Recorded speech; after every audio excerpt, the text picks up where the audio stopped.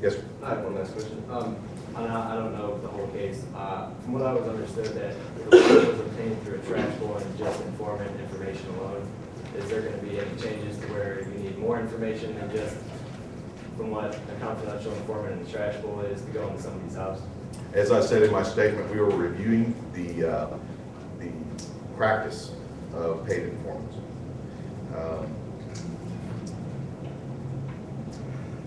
And I'll be straight up with you. I want to, I think paying for information in some ways taints it in some cases. And I think that my staff has heard that we're going to be much more careful about that. And as I said, the Bureau Commander is going to be reviewing those, that informant policy, when we pay, how much we pay, and why. And that's going to be, it's just going to have to be tightened up. Does that include paying them by dismissing or reducing charges against them? Well, you know, I can't speak for the prosecutor. That would be a decision, joint decision between what we had as far as charges against this person and what the prosecutor was willing to do. Now, I'm not going to sit here and tell you that if they give us major crime information and it's a relatively minor offense the prosecutor is willing to trade out, that we're not going to take advantage of that. We still have to do law enforcement, and we will continue to do that. Can I say something real quick? To answer yours a little bit further, I think one of the things that's occurred is that the public assumes from everything that they've seen so far that what was in that search warrant affidavit is all we had. And that's not true. Yeah, that's like the minimum that we knew that would be required based on past practice for that to occur. The assumption shouldn't be made that that's all there is. Yeah, and like I said, I didn't know the whole information. I was just asking. Okay. Yes, ma'am. You had just said you expect the number of dynamic entries in Columbia to plummet. We haven't seen from the news media coverage so far what those statistics are like. Do you have that information? Could you make that available on the city website for us We have at those some time numbers, in the near We'll future? put them together. Thank you. And you know, I have noticed there was a couple of suggestions that I'm still pondering that were made during the Police Civilian Review Board meeting. That should we publicly say what we did every month, how many we ran a month? I don't have an issue with it. And if that's something that we need to post on the website, and then if it raises a flag with somebody, they can sure give me a call. I'm going to tell you right now, it's going to ebb and flow. I mean, you know, sometimes they'll go up, sometimes they'll go down with no rational explanation. But we're happy to share that information, and it is public information. Based on the suggestions from there, I think we're going to do that. Monthly, quarterly, just like we do use of force and things like that. Yes, sir.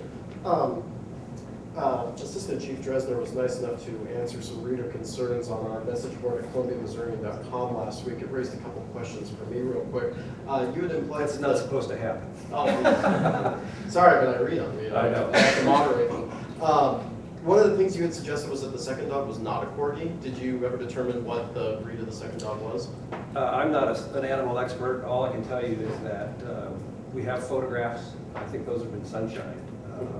We looked at the photograph. It's completely unscientific. It doesn't look anything like a corgi does. Okay. I read that someone commented that it was half box. It was a what? Half box. Half Yeah, one common statement That sounds a whole lot closer, and I think you'll be able to see for yourself eventually. Okay. And regarding those same photos that you had also alluded to in some of your comments on our site, you had suggested that there were photos that would show that neither dog was caged or otherwise restrained, despite what several of the other readers on the board were saying that the dogs were restrained. Are those photos going to be part of the packet that's available online later today? Or? Yeah, I don't think we're planning on releasing those as part of this overall thing. I think those are going out in response to Sunshine, which may gather some steam now. But there's always going to be skeptics. There were about 30 photos taken at the time of the scene, I think. Just looking at the CD when I brought it up on my computer. And that's all there are. Was every square inch of the kitchen photographed so that you could see there was no cages in there? No. But those dogs were not caged. And at some point, I think you've got to take us at our word. We realize that the public's trust, especially in this age of the demand for instant answers and instant justification, we're not able to do that on that timeline. I have just a simple question about the fact that the more commonplace is the evidence found in trash, and the fact that Columbia does have a medical cannabis clause, and the fact how that relate to, say, if someone may be a possible medical cannabis patient, and there was evidence found in the trash, and how the policy might reflect upon how you might go about things differently in that manner. Well, I think that's part of the investigative process. And I'm going to go out on a limb and say that our narcotics investigators do actually consider that and take steps to try to find out if that is the case. I can't promise you that, but Yeah, I you just bring see up a the good fact point. that it could cause a situation like this to maybe possibly happen again in the future, just for the fact that they're medical, they're not going to be concerned about what they put in the trash. If it's a medical amount of marijuana, I don't think they would have the Well, I kind mean, of like, quantities we would be like talking these about. bags or whatever. Sure. Chief? Yes. I think we need to devote a whole day to you. Come Let see you us. ask I'm questions. serious, come see, I'll devote a whole day to answering your questions. Chief, well, how you holding up over all this? I mean, it's been stressful. You know, I'm fine. My wife says that I appear pretty resilient. You know, I'm fine.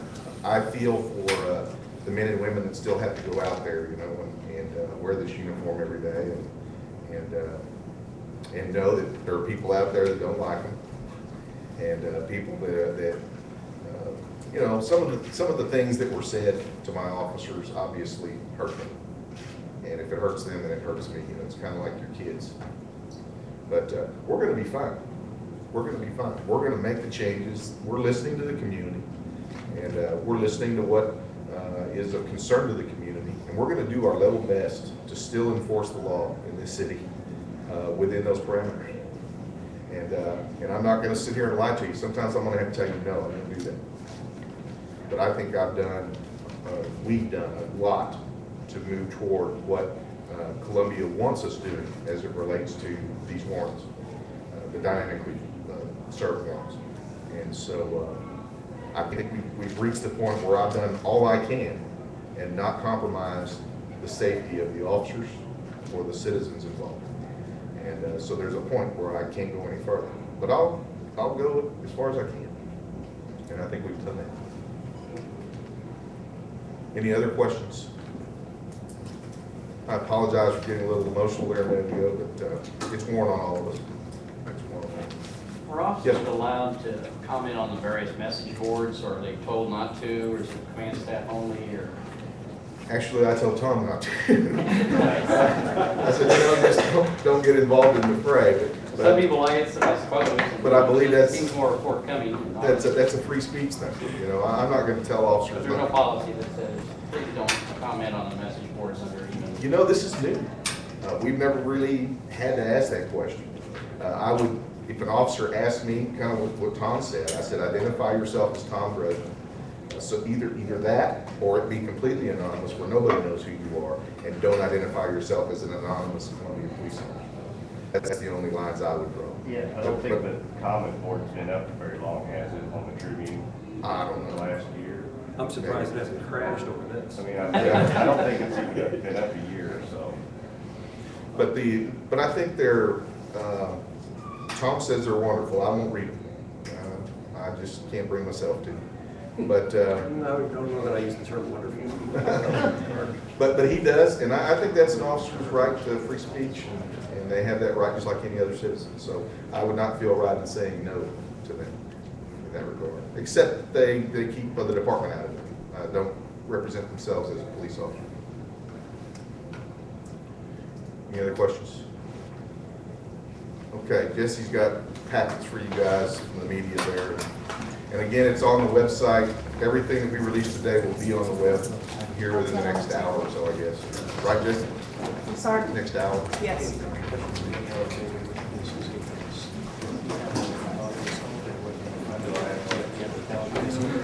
You bet. No, I just. Okay.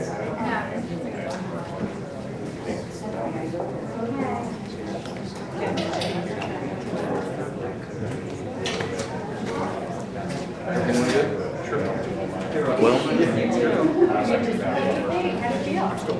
It's more than what I was. My secretary is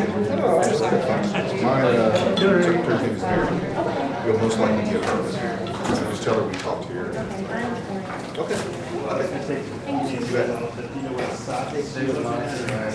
I know, we had lunch with her. Did you? Yeah, Oh. we did. You got to see her more than I did. What's her name again? Nice to see her. Hopefully we'll see her again. We're doing it once weekend, but hopefully, Right.